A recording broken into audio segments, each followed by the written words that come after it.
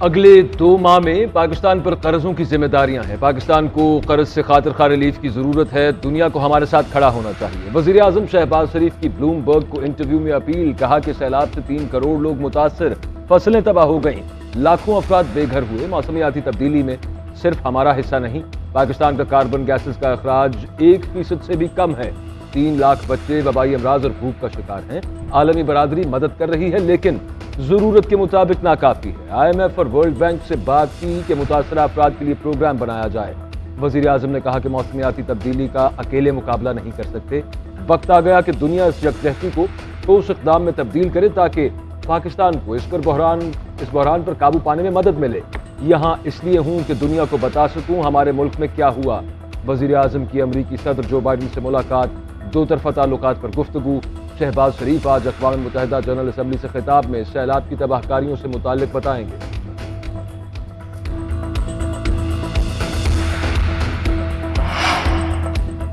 अक़वाम मुत्तहिदा का आलमी इदारों से पाकिस्तान के कर्जे मुअत्तल करने पर जोर। UN पॉलिसी पेपर में अपील की गई कि कर्जे मुअत्तल करें या रीशेड्यूल।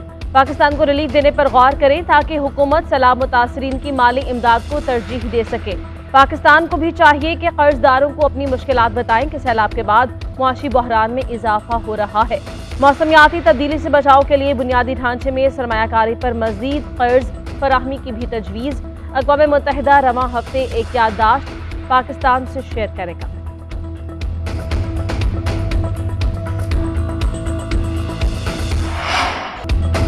सिंध में वबाई अमराज मौत बांटने लगे। सूबे में मजीद 10 अफराद लुक़मा अजल बन गए। खैरपुर में गैस्ट्रो मलेरिया से बच्चे समेत 7 अमवात। तोबाड़ो में 2 बच्चे गैस्ट्रो की वजह से जिंदगी की बाजी हार गए। गंजकोट में भी एक नन्ही जान चली गई। जैकबाबाद में 1 माह के दौरान बीमारियों से 90 से ज्यादा अफराद जाँ बहक हो गए।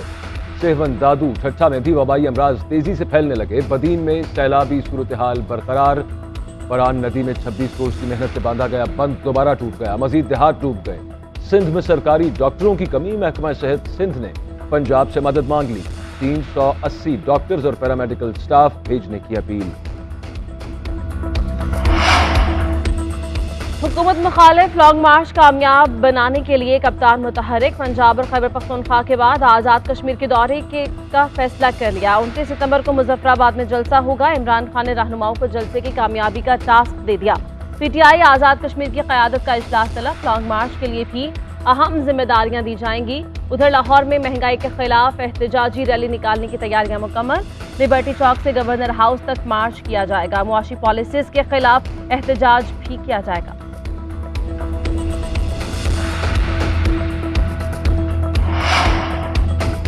मिफ्ता इस्माइल की बतौर वजीर खजाना मुद्दत 26 अक्टूबर को पूरी। इसहाक डार लंदन से वापस आकर माशी महाज संभालेंगे। आइन के तहत वजीर मुसलसल 6 माह की मुद्दत तक कौमी असम्बली का रुकन न रहे तो मुद्दत के अख्ताम पर वजीर नहीं रह सकेगा।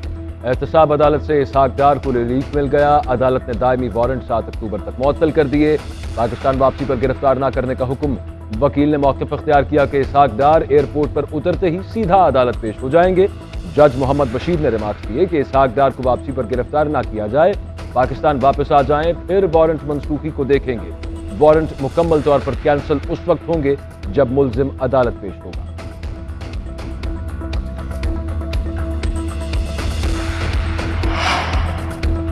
इसहाक डार को बरी किए जाने की तैयारियां। हैरान हूं कि अदालतें ये तमाशा देख रही हैं। मुल्जिम और नायब मिलकर पाकिस्तान का पैसा ठिकाने लगा रहे हैं। ये तमाशा रेजीम चेंज का सबसे बड़ा मकसद था।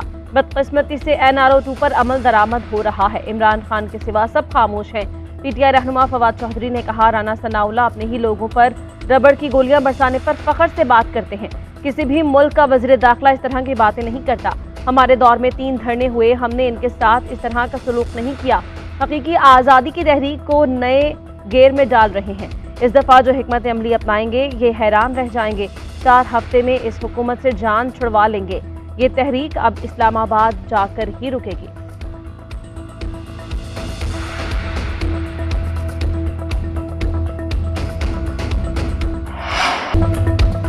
सियासी, इक़्तिसादी और समाजी बहरान इंतहा को पहुंच गया। PDM मतलूबा नताइज नहीं दे सकी, उसकी उल्टी गिनती शुरू हो चुकी।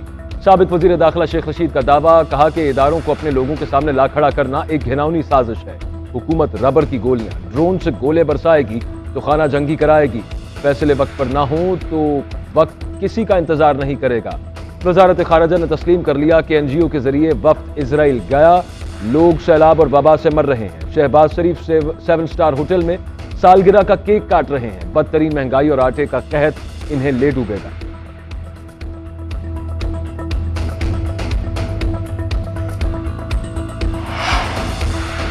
इमरान खान की लंबी जबान है जिसे पकड़ने वाला भी कोई नहीं। सियासत में धौंस और धमकी किसी सूरत बर्दाश्त नहीं। 3 करोड़ पाकिस्तानी सैलाब में डूबे हैं। लाखों लोग बेघर हैं और एक शख्स कह रहा है इंतखाबात करवाओ। ख्वाजा साद रफीक की कप्तान पर तनकीद, कहा मुतालबा करना और नारा लगाना सबका हक है, किसी की तजलील को बर्दाश्त नहीं किया जाएगा। पंजाब में अदम एतमाद से मुतल्लिक सवाल पर कहा पंजाब में हुकूमत तब्दील हो रही है या नहीं मुझे नहीं पता, जिसने हुकूमत तब्दीली की बात की है उससे पूछें।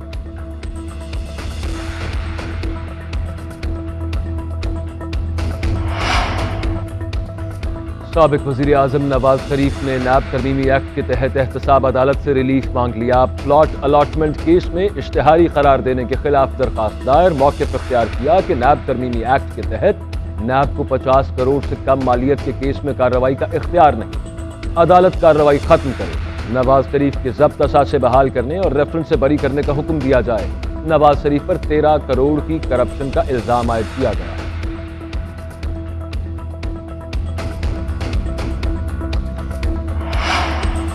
और बगावत की दफा 124 के खिलाफ दरखास्त के काबिल समात होने पर फैसला महफूज। शेर मजारी की दरखास्त पर chief justice Islamabad high court ने रिमार्क दिए कि मुनासिब ऑर्डर जारी करेंगे। PTI पार्लियामेंट का हिस्सा है, कानून साजी कर सकती है। पार्लियामेंट को मजबूत बनाएं, अदालत मुदाखलत नहीं करेगी। मीडिया से गुफ्तगू में शेर मजारी ने कहा कि ये नहीं कहती कि नवाज शरीफ और शहबाज शरीफ गद्दार हैं, मगर मुल्क को नुकसान पहुंचाने वालों पर सवालात तो उठते हैं। चोर सिलेक्शन करेंगे तो इनकी तरजीहात भी मुख्तलिफ होंगी।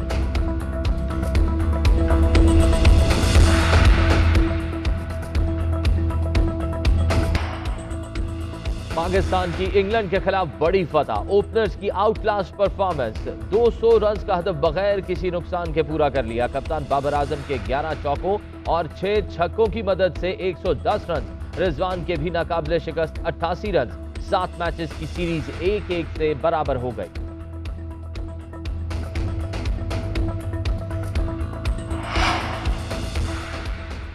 और कॉमनवेल्थ गेम्स में कांसी का तमगा जीतने वाले पहलवान अली असद का डोप टेस्ट मुस्बत आने का इंकशाफ। कॉमनवेल्थ के लिए रवानगी से कबल अली असद का डोप सैंपल लिया गया था। गेम्स के दौरान भी होने वाले टेस्ट की रिपोर्ट पॉजिटिव आई।